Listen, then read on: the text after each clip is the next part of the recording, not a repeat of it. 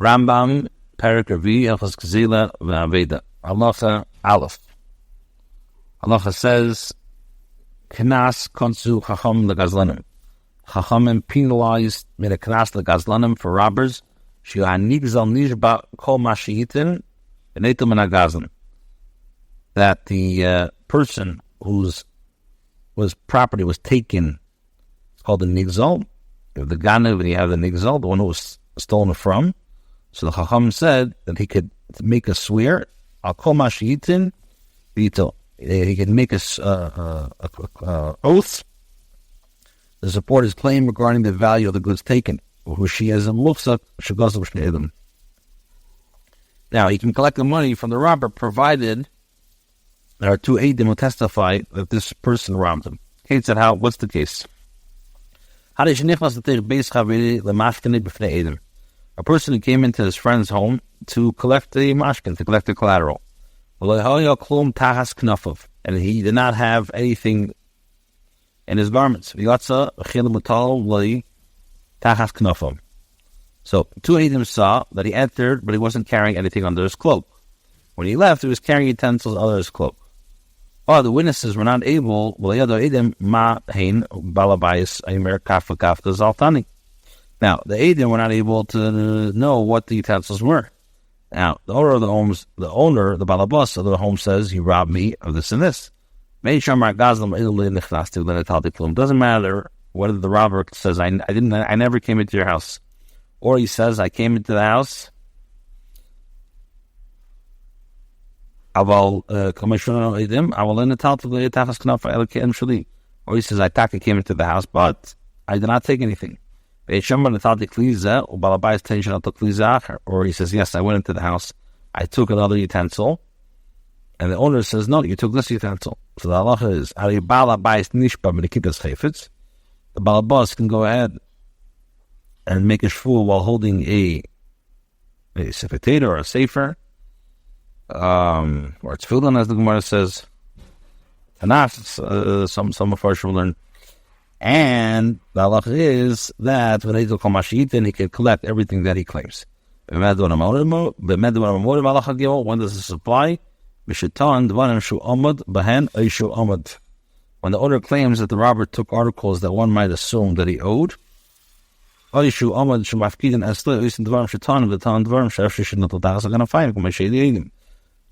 when the balabas claims that the robber took articles that one might assume that he owned, or that it's possible for such goods to be entrusted to him for safekeeping, and it was possible for these articles to be taken out by the robber under his cloak, then we let him claim these claims with the shua, and he can take it, as long as it makes sense. Daled.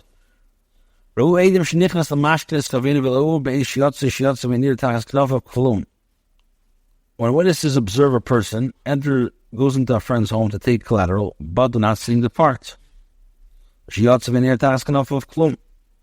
or they see him depart without appearing to be carrying out anything. And the balabas says, you took such and such article. I feel him. Now, even if he says, I never went in, and he's denying the edim, he's potter. Why?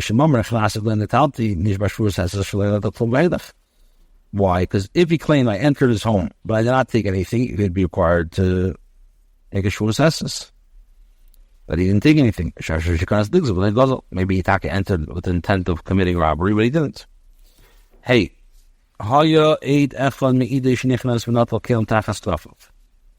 or one witness testifies that a person entered a friend's home and removed utensils under his cloak.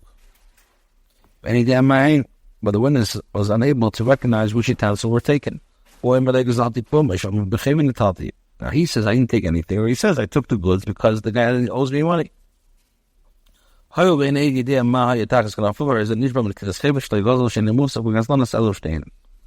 the person who entered must take a shvur while holding a kidat staveless. He did not commit robbery. He is given the prerogative because he's not considered to be a robber unless two witnesses testify against him. Vav. Kishem. Just like the halacha is that the balabas can make a takes an oath and collects his due from the robber, as we explained. So too,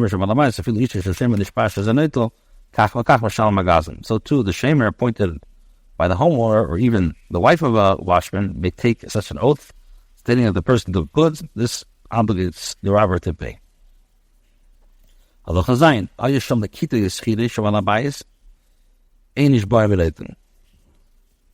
Now, if the robber was observed by merely a worker or harvester by the homeowner, they're not giving that prerogative. Now, the person whose property was taken cannot take the shvuah because he was not at home at the time of the robbery.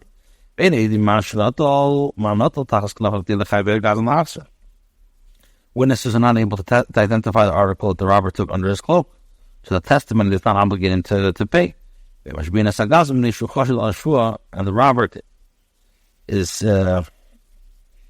robber is given the opportunity to clear himself by taking an oath, for we suspect that he might take a false oath. The kid today said, what do you do? Balabas makes a ban of a chedim, issuing against any person who took goods from his home and does not admit the matter in Beis Din.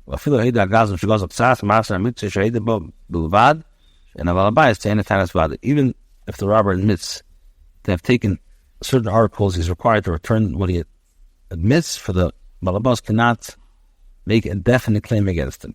Test. If the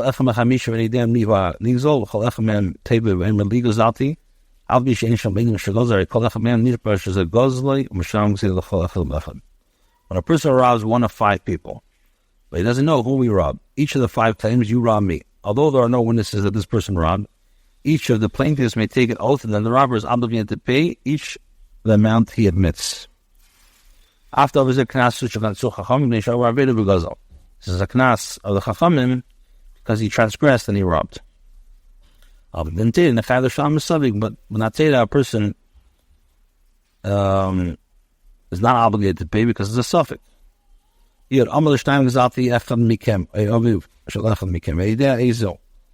Person tells two people, I robbed one of you or one of your fathers of a money, but I don't know whom.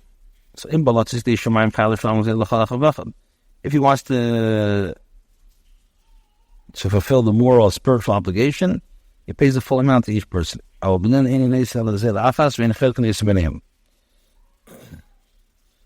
is that he only gives the value of the robbery and they divide it amongst themselves. As far as neither of them know he has been robbed, it is the robber himself who is notifying him. Hamdan impose a penalty in this instance because no one is lodging a claim against the robber. A person lodges a claim against a friend saying, you robbed me of a money. Now, the guy says, you robbed me of a money. And the defendant replies, then I robbed me from you. So yes, he's tickets for a shove. If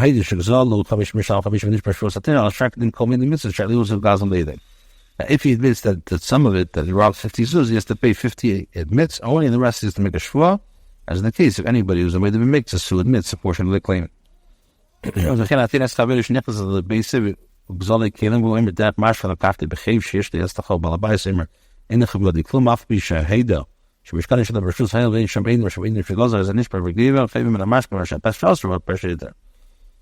Now, because it's not established that a person is a robber, he is given the benefit of the doubt in the following situation. A person claimed that a friend entered his home and stole keilah from him. The friend replied that he took the utensils on his collateral for the chayv that he owed him. The owner of the home denied the chayv. Although the friend admitted that he took the collateral without permission, since there is no witness who testifies that he committed robbery, he's permitted to take an oath and collect the debt, he claims. Why? Because we have a klal, hapesha us or hapesha iter. This mouth that created the problem, rationalize it. The commission says he's taking a shvuah to collecting money. He has to do it while holding a nefila safes.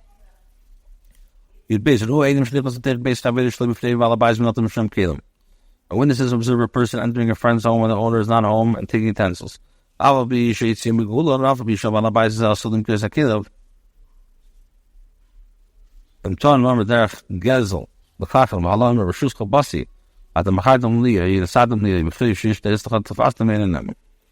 A witness is observe a person entering a friend's home when the owner is not home and take utensils. The law is that even when he does not conceal the utensil, and even when the owner of the home frequently sells his household articles. If the owner claims you robbed from me, and the defendant says I entered in with your permission, or you sold it to me, you gave them to me, or I took them as a payment for the chayv, the defendant claims is not accepted. The swar is that whenever a person enters a friend's home, when he's not present, takes utensils and removes him in the presence of the witness, he says the gadol.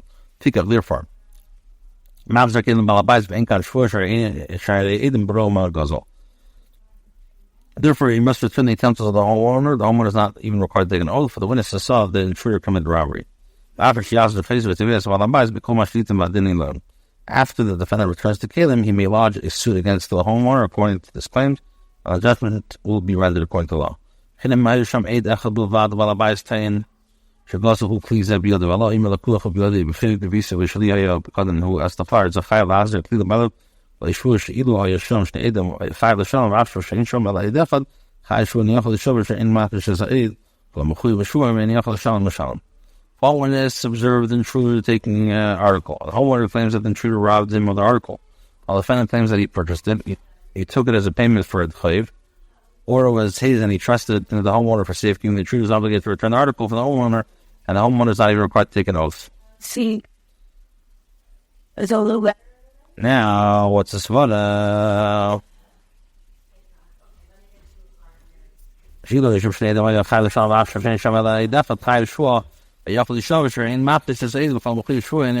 svara is that if two witnesses had observed the manner, the defendant would have been obligated to pay. Since there's one witness, the defendant is required to take an oath. Therefore, if he says I never won and I didn't take anything, since there's only one aid, and he's denying it, he's denying the testimony, as an issue is left from basic klum iftar. So he makes a shua saying that he did not take anything and he is exonerated. There was a story once. A person took a slab of silver from a friend in the presence of one witness. The person that took the silver says, yes, I took it, was mine. Now,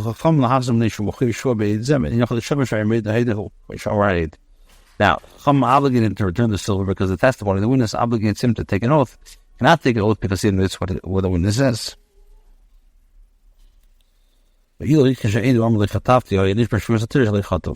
there not been a witness involved, he would have been able to take Ashuas with the Rabbanan that the silver seized belonged to him. If he denies the thing of the witness that said, I never took the silver, he would be required to take an oath, required that he did not take it. All cases of Chalmakar. Suddenly should be followed universally in all cases. That's what I'll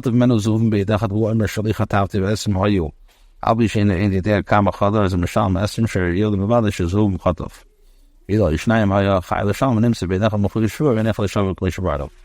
Person seizes gold coins from a friend, and the act was observed by one witness. The defendant says, I seized my own money. There were 20 golds. Although the witness does not know how many coins were there, the defendant must pay 20 coins. But the witness says no, that he took the gold coins. If two witnesses had observed him, they would have been obligated to pay the full amount. So when there's one witness, he's obligated to take an oath, but cannot as a twin door. There was a story once.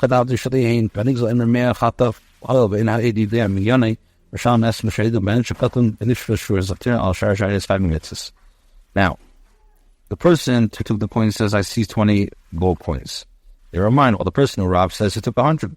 The defendant must pay 20, admitted to have taken, and take an oath required not to.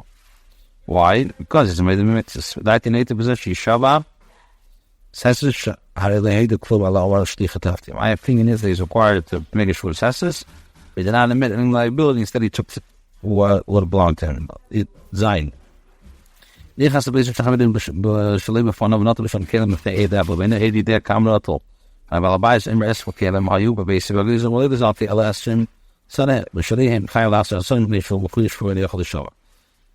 a person enters a friend's home when he is not present and takes Caleb while observed by one witness, the witness does not know how many kelim were taken. The owner claims that he had 20 kelim in his home, while the person who took them says, I only took 10, and they were my own. So the defendant is required to return the 10, for he is obligated to take an oath, but he cannot. And each balashar, he's not required to take a oath concerning the remainder, because the owner cannot issue a definitive claim against the robber. Rambam Perek Hilchos Gezelah chapter 5. Aleph. Also, it's forbidden to buy an object obtained by robbery from the robber.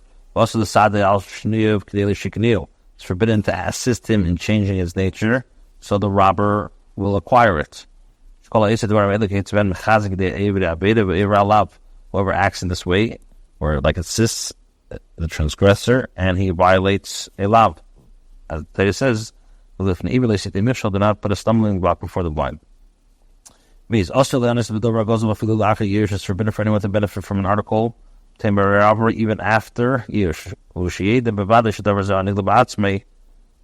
Even after he was miyayish of its return, if one knows for certain that the object was obtained through robbery. If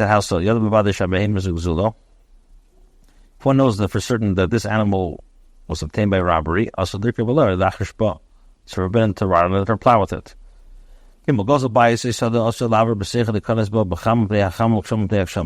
person obtains a house or a field by robbery, it's forbidden to pass through it or enter it. This applies even merely to seek shade or to shelter from the raid. If he lives in another or her person's home, he has to pay rent to the owner.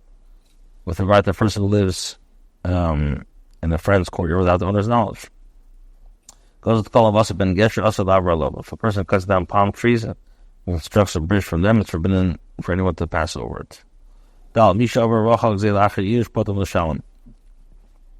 person transgressed an aid, an object obtained by robbery after the owner despairs of his return, he's not chayav to compensate the owner.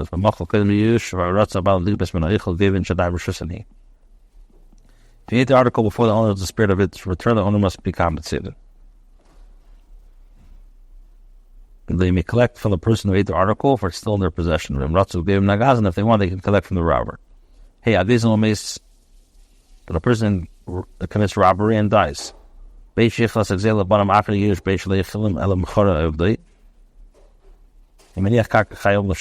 difference if he fed the object he obtained by robbery to his sons after the owner despaired of its return, or rather than feed it to them, he sold it or was lost. The value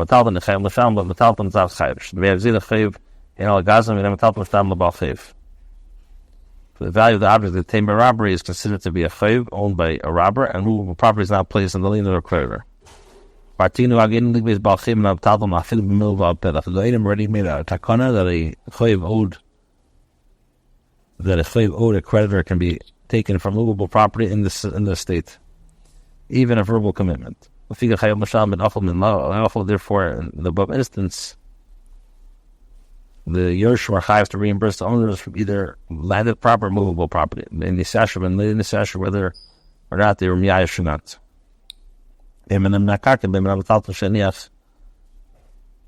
Or whether or not the owner of the spirit was returned.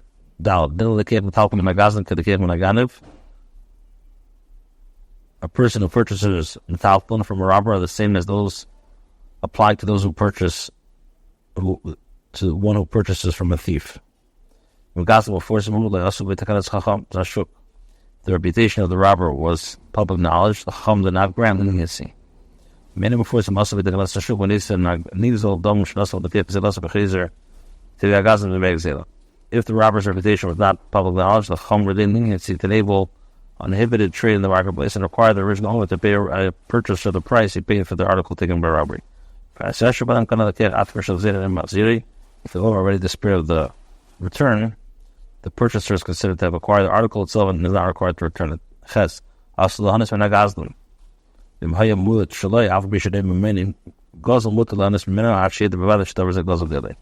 Also, to benefit from a robber's property, if even a minor portion of this property was legitimately his, one is allowed to benefit from his property unless one is certain that the article from which he is benefiting is obtained by robbery.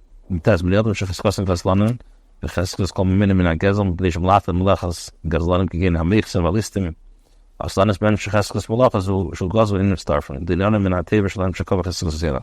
It's forbidden to benefit from the property of people whom we can assume that to be robbers, when all of their property can be assumed to have come from robbery, for the possession is based on robbery. We may not, for example, custom collectors or highwaymen, we may not change money from their cash box, for all their money can be assumed to have come from robbery. Guys, not will make exclusive of Zilna Cheres.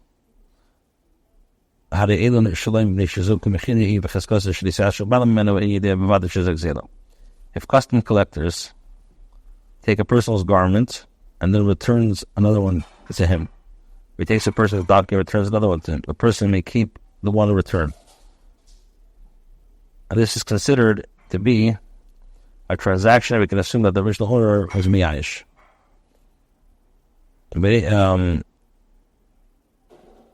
Furthermore, we do not know for certain that this object was obtained by robbery. If the recipient is diligent and it won't be stringent concerning personal engagement, should return the object to its original owner. That's what I'm saying.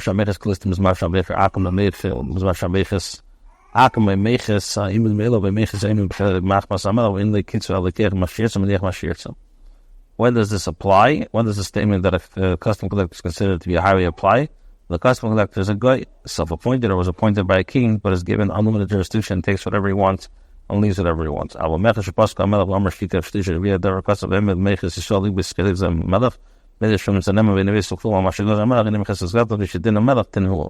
If however the custom collector was appointed by the king to take a third, fourth, or any fixed amount of the subject goods of the value, the custom collector appoints a yid to collect the sum of the king, and it's known that the person is faithful, does not add anything beyond the king's decree, the person is not considered a robber.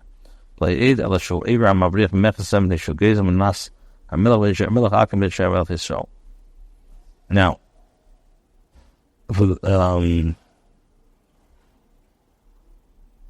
it says like this. Not only that, but as we said, halacha established by the king is a binding halacha. Indeed, anyone who does not pay the tax transgresses is taking what is due to the king. This applies whether the king is a goy or a yid. If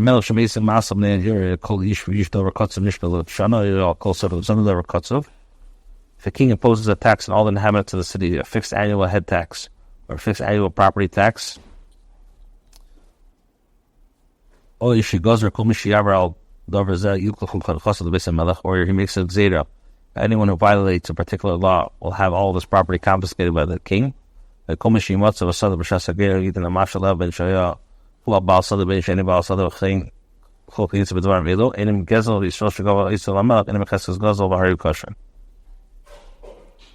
let's say he makes a decree that anyone who is found in the field, the harvester must pay the tax on whether or not is the owner of the field, or any similar decree is not considered robbery.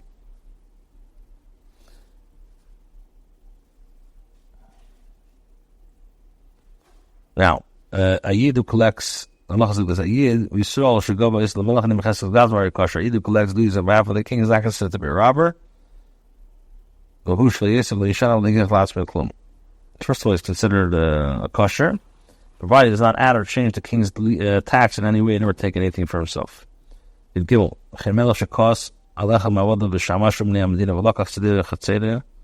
gizl, if a king becomes angry with a servant or attendant who was on the subject and confiscates his field or his courtyard, he's not considered to be a robbery, and one is permitted to benefit from it. If a person purchases it from the king, it becomes his, and the original owner cannot take it from him. So then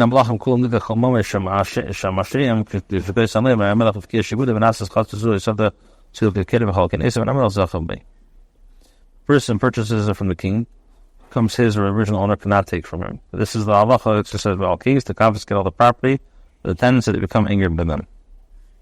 So the king, so this is the king. This is the king who annulled the ownership over this courtyard or field. He makes it ownerless. A person who buys from the king is legally acquires it. However,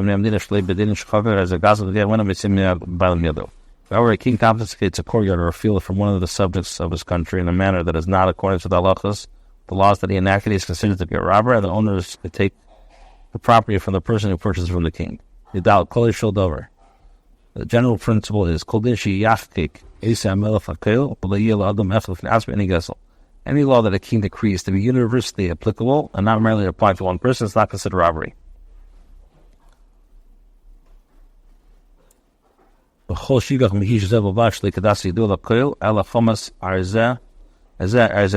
But if wherever he takes from one person alone in a manner that does not conform with no law,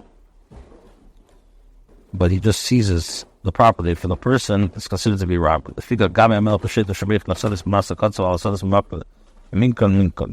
a king's tax collectors and enforcement officers sell fields because the owner did not pay the fixed tax of the field, the sale is binding.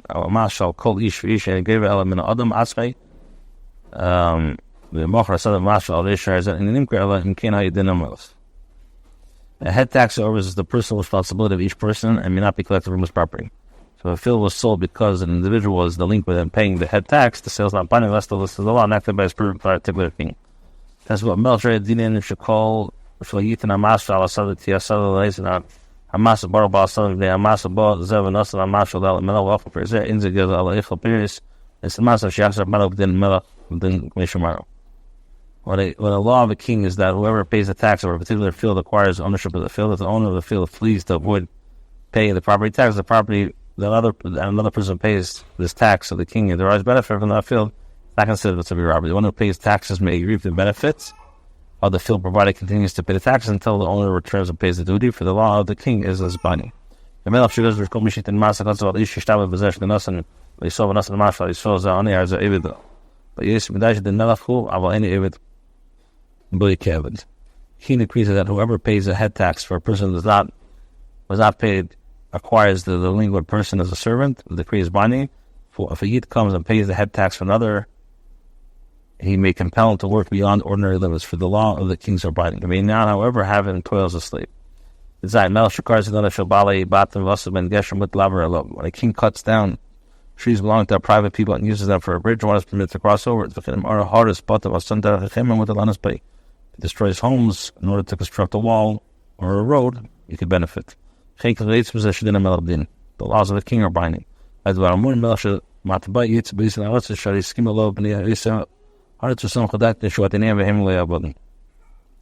this is applied, when the coins issued by the kings are at the tender of the land, this indicates that the inhabitants of the land have accepted him and consider him to be the leader and themselves to be in the subjects. If,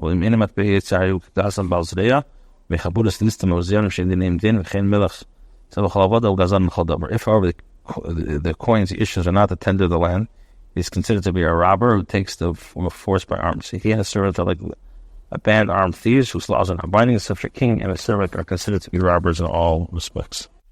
Perek Shishi, 6th chapter in Hilchos Gezelah Baved Aleph. Keres v'avanim ve'etzim ke'etzben sheshaftem b'hanor. When a river washes away beams, stones, wood, it likes. If the owner is the spirit of the return, it's permitted for the finder to keep them, and they become his property. But if he doesn't know if they gave up or not, then he has to return. And he needs to see if the owners are pursuing the article. Based the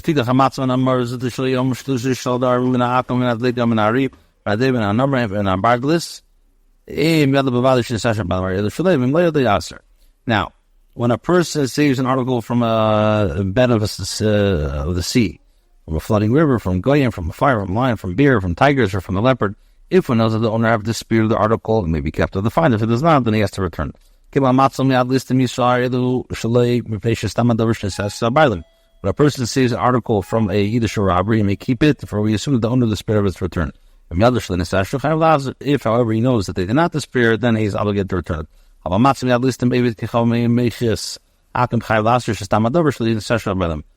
a person saves an article from a goy robber is obligated to return it. We do not assume that the owner of the spirit of its return. If, however, he knows that he did despair, then he can keep it.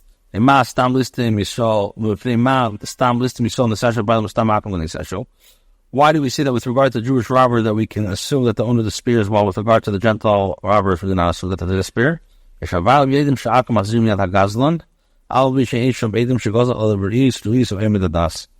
the owner knows, because the owners know that the Goyish authorities will require a robber to return an article obtained by robbery, although there are no witnesses that he committed robbery. Circumstantial evidence and probability are sufficient. Dalad Shachlayim. Now,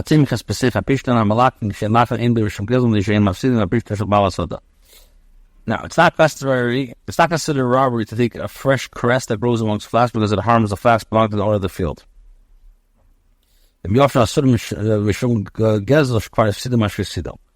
cress has become dry, taking it's considered robbery because it was ready to cause whatever damage it may cause. If it grows on the border of the rows of flax, it's permitted to be taken even if it's fresh. When he said we already said in Hilchos Gezelah that taking straw and hay that a person has placed in the public domain is not considered robbery. However,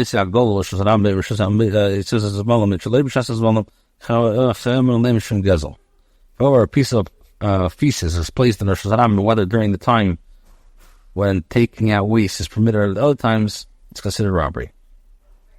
When a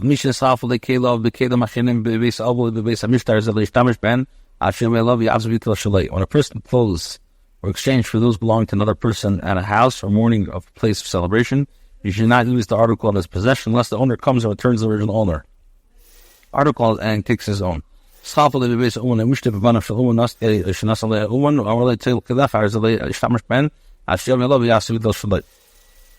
Now, if a person's article becomes exchanged for another in the home of a craftsman, the craftsman's wife or children gave from the article, or the craftsman gave him the article, told him, take your article, then the person should not use the article in his possession unless the owner comes and returns the original owner to him. If,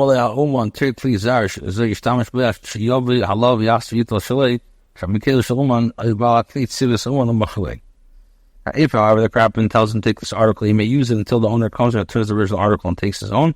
It's possible the article belonged to the craftsman, or that the owner of the article told the craftsman to sell it for him. Chum forbid many acts classifying them as robbery. For example, if a person transgresses, let's say a person sets stoves into flight or plays with dice, what's the case of setting those into flight? And the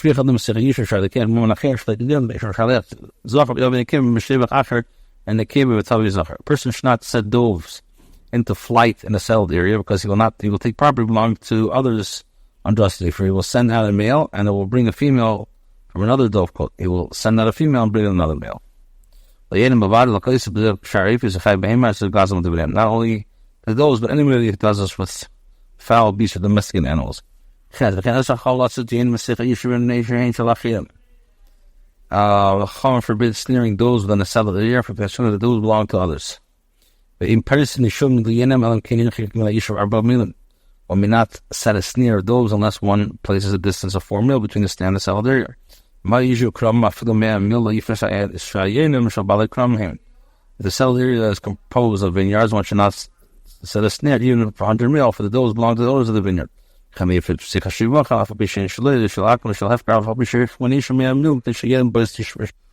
Halacha tes vav. Emenes isha kodem lemer mikan yatz nichil zev u'shia mesif lefitumai v'yu aba'olam edadfen afen nichil v'shelan heitim fina. We accept when a woman or a minor says the swarm of bees left the property, provided that the statements are made in the course of conversation and the owners are pursuing the swarm and asking where did it come to rest. Even though generally a woman is not accepted as a witness, since this whole ownership of bees is accepted their testimony.